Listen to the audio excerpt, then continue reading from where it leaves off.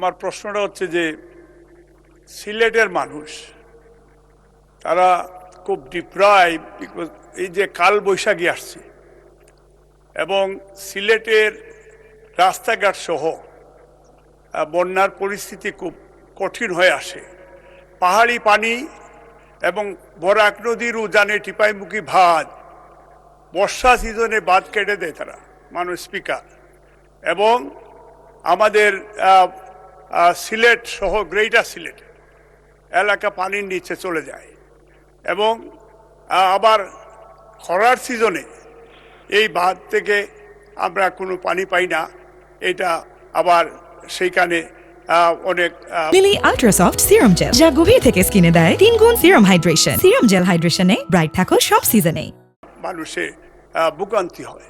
এইটার জন্য আমাদের মাননীয় মন্ত্রী বা আমাদের সরকারের টিপাইমুখী এই বাঁধের বিষয়ে এবং কি পরিকল্পনা রয়েছে, এবং যদি আমাদের এবং এই পাহাড়ি পানি এটা স্টপ করার কি বিষয়, এটার জন্য মাননীয় মন্ত্রীর কাছে আমাদের সিলেটবাসীর পক্ষ থেকে আমাদের সেই প্রশ্নটা।